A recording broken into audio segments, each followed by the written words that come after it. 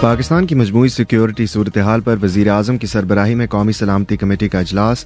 گوادر شہر میں کاروباری مراکز کھلنے کے باوجود کشیدگی برقرار، اور جانیے کہ اچھی صحت کے لیے کون سا نمک کھانا چاہیے۔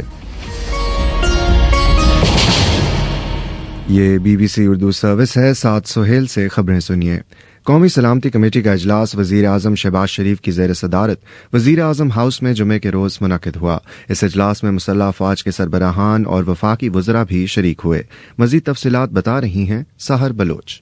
اس اجلاس میں وزیر خارجہ بلاول بھٹو زرداری، وزیر داخلہ رانا ثناء اللہ، وزیر خزانہ اسحاق ڈار، وزیر دفاع خواجہ آصف اور army chief general Asim Munir بھی شریک ہوئے۔ عسکری حکام کی جانب سے قومی سلامتی کمیٹی کو ملک کی مجموعی سیکیورٹی صورتحال پر بریفنگ دی گئی، جبکہ اجلاس میں دہشت گردی کی حالیہ لہر میں ہلاک ہونے والوں کے اہل خانہ سے اظہار ہمدردی بھی کی گئی۔ عسکری حکام کی جانب سے قومی ایکشن پلان کے تمام نکات پر عمل درآمد یقینی بنانے سے متعلق بریفنگ دی گئی ہے۔ اجلاس میں مرکز اور صوبوں کے درمیان کوآرڈینیشن بہتر بنانے کے لیے نیکٹا کے کردار پر بھی بریفنگ دی گئی ہے۔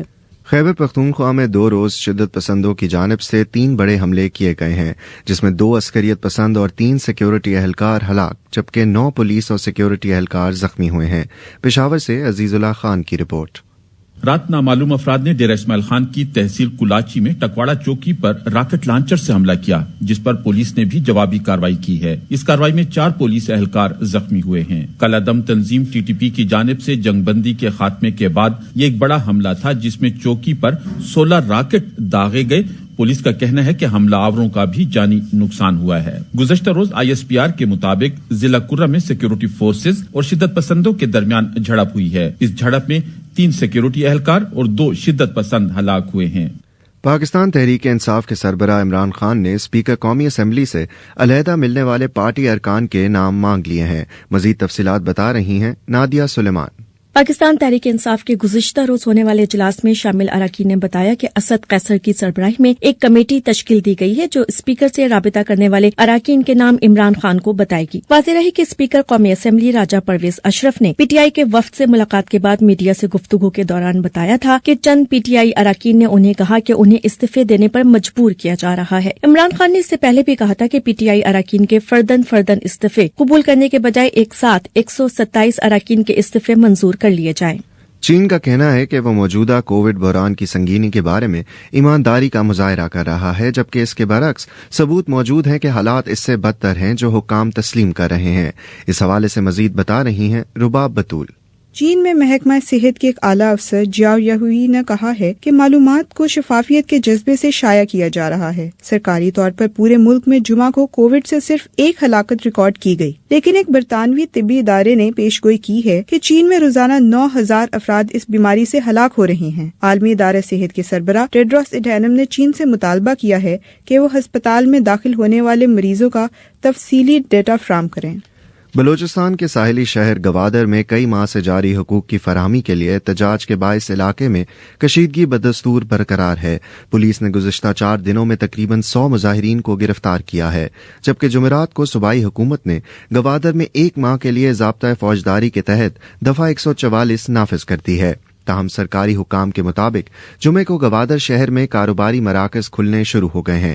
ضلع بھر میں پیر سے انٹرنیٹ سروس اور موبائل فون سروس بدستور بند ہے، جس کی وجہ سے لوگوں کو رابطوں میں شدید پریشانی اور مشکلات کا سامنا ہے۔ دوسری جانب انتظامیہ کی جانب سے گرفتاریوں کا سلسلہ بھی جاری ہے۔ جماعت اسلامی ضلع گوادر کے نائب امیر سعید احمد کے اہل خانہ کے افراد کو گرفتار کر لیا گیا ہے۔ بازار میں نمک کی کئی اقسام دستیاب ہیں، جن کا استعمال کھانے کو مزید ذائقہ دار بنانے کے لیے کیا جاتا ہے۔ نمک کی ان تمام اقسام میں سب سے صحت مند نمک وہ ہے جس میں سوڈیم کی مقدار کم سے کم ہو۔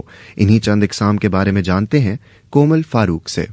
ریفائنڈ نمک یا عام نمک سب سے زیادہ استعمال ہونے والے نمک میں سے ایک ہے۔ اس میں 97 سے 99% سوڈیم کلورائڈ ہوتا ہے۔ یہ اتنا ریفائنڈ ہوتا ہے کہ اس میں کسی قسم کا صحت مند جز نہیں ہوتا۔ سمندری نمک لے لیں، اس میں زیادہ معدنیات ہوتے ہیں اور اس میں عام نمک سے 10% کم سوڈیم ہوتا ہے۔ اسی طرح ہمالیہ سے نکالے گئے گلابی نمک میں بھی سوڈیم کم ہوتا ہے اور اس میں میگنیشیم اور پوٹیشیم جیسے اجزاء ہوتے ہیں۔ سیلٹک نمک یا سرمئی نمک میں بھی سوڈیم کم ہوتا ہے اور یہ نمک اتنا قدرتی ہے کہ اس میں کوئی باہری چیز نہیں ملائی جاتی۔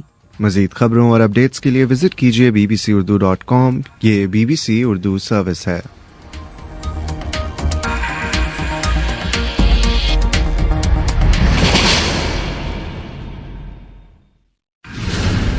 सन 2003 से BBC उर्दू FM रेडियो पर अपनी ब्रॉडकास्ट के जरिए आप तक अहम खबरें पहुंचाता रहा है। अब वक्त है तब्दीली का। इस तेजी से बदलती डिजिटल दुनिया में BBC उर्दू भी खबरों की फराहमी के जराए बदल रहा है। 31 दिसंबर के बाद FM पर तो आप BBC उर्दू की नशरियात नहीं सुन सकेंगे, लेकिन ये सिलसिला हमारी वेबसाइट bbcurdu.com और सोशल मीडिया पेजेस पर जारी रहेगा। ये खबरें आप BBC उर्दू सर्विस से सुन रहे हैं। महकमा दाखिला हुकूमत बलोचिस्तान ने बलोचिस्तान हाई कोर्ट के हुक्म पर लापता अफराद के हवाले से एक पार्लिमानी कमीशन कायम किया है। तफसीलात के साथ कोयटा से मोहम्मद काजिम। एक नोटिफिकेशन के मुताबिक बलूचिस्तान के वजीर दाखिला मीर ज़ियाउल्लाह लांगो पार्लिमानी कमीशन के चेयरमैन होंगे। कमीशन में 4 अरकान बलूचिस्तान असेंबली को रुकन के तौर पर शामिल किया गया है, जिनमें असदुल्ला बलोच, जावेद रेकी, मलिक नसीर शावानी और इंजीनियर जमरक अचकजई शामिल हैं। नोटिफिकेशन के मुताबिक कमीशन हर एक लापता फर्द के मामले की तहकीकात करेगा। कमीशन लापता अफराद के खानदानों की मदद के लिए एक मैकेनिज्म बनाएगा। ताहम इस इमदादी मैकेनिज्म का इतलाक उन लापता अफराद पर नहीं होगा जो रियासत दुश्मन या दहशतगर्दी के वाकयात में मुलविस हों। म्यांमार की एक फौजी अदालत ने जमहूरियत की हामी रहनुमा आंग सान सूची को बदअनवानी के 5 इल्जामात में मुजरिम करार दिया है। मजीद तफसीलात सुनिए नाजिश फैज से। फौजी अदालत ने नोबल इनाम याफ्ता आंग सान सूची को मजीद 7 साल कैद की सजा सुनाई है। इससे कबल उन्हें ऑफिशियल सीक्रेट एक्ट की खिलाफ वर्जी, कोविड पाबंदियों की खिलाफ वर्जी समेत बगावत के इल्जाम में 26 साल कैद की सजा सुनाई गई थी। अदालत ने पीर के रोज 18 माह से चलने वाले इस मुकदमे के हतमी दलाल सुनने के बाद फैसला सुनाया। आंग सान सूची के वकला को अवामी सतह पर इसके केस पर बात करने से रोक दिया गया है। वाज़ेह रहे कि गुज़श्ता हफ्ते अक़वाम मुत्तहिदा की सलामती काउंसिल ने फौजी हुकूमत से कहा था कि वो आंग सान सूची को रिहा करें। अक़वाम मुत्तहिदा एक सीनियर एहलकार को अफगानिस्तान भेज रहा है ताकि तालिबान पर जोर दिया जा सके कि वो इमदादी एजेंसियों के लिए काम करने वाली खवातीन पर आयद पाबंदी को वापस ले। मार्टिन ग्रिफिथ्स, जो इंसानी इमदाद के इंचार्ज हैं, आने वाले हफ्तों में काबुल का दौरा करेंगे। अक़वाम मुत्तहिदा का कहना है कि मकामी तौर पर इमदादी प्रोग्रामों पर पड़ने वाले असरात पर तबादला ख्याल के लिए अफगानिस्तान में हुक्काम से मुलाकातें शुरू कर दी गई हैं। और अब सुनते हैं खेलों की कुछ खबरें काशान अकमल से। फुटबॉल के बादशाह कहलाए जाने वाले पहले 82 वर्ष की उम्र में वफात पा गए हैं। वो हालिया बरसों से गुर्दे और प्रोस्टेट कैंसर में मुब्तला थे। पहले की वफात की खबर सुनकर साओ पाउलो में एल्बर्ट आइंस्टाइन अस्पताल में उनके मद्दाह इकट्ठे हुए। कई ने 10 नंबर की शर्ट्स पहन रखी थीं, जो पहले दौरान खेल पहना करते थे। ब्राजील के नौमुंतखब सदर जो इतवार को हल्फ उठाने वाले हैं, उन्होंने कहा कि उन्हें पहले को खेलते हुए देखने का शर्फ हासिल हुआ। उन्होंने मजीद कहा कि ये महज खेल नहीं था, ये एक शो था। उन्होंने एक ट्वीट में कहा, अगरचे कुछ ब्राजीलियों ने हमारे मुल्क का नाम इतना ही रोशन किया जितना उन्होंने किया था, लेकिन उन जैसा 10 नंबर फिर कभी नहीं बना। पेले ने अपने 21 वर्ष के करियर में 1363 मैचों में 1281 गोल्स किए, जिसमें ब्राजील के लिए 92 मैचों में 77 गोल भी शामिल हैं। वो 1958, 1962 और 1970 में 3 बार वर्ल्ड कप जीतने वाली ब्राजील की टीम का हिस्सा थे, जो कि एक आलमी रिकॉर्ड भी है। वो ऐसे फुटबॉलर थे जो सिर्फ ब्राजील के होकर रहे, बैरून मुल्क क्लब्स के लिए खेलने की बजाय कई सालों तक सैंटोस के लिए ही खेलते रहे। दूसरी जानिब Indian cricketer Rishabh Pant car हादसे में जख्मी हो गए हैं। आज सुबह ऋषभ की कार दिल्ली देहरादून हाईवे पर डिवाइडर से टकराने के बाद इस हादसे का शिकार हुई।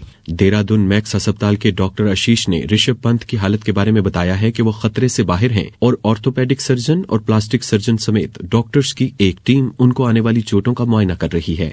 कराची में नेशनल स्टेडियम में पाकिस्तान और न्यूजीलैंड के दरमियान जारी पहले टेस्ट मैच के 5वें रोज अपनी दूसरी इनिंग्स में पाकिस्तान ने 311 रन 8 विकेटों के नुकसान पर बनाए, जिसके बाद उन्होंने इनिंग्स डिक्लेयर कर दी।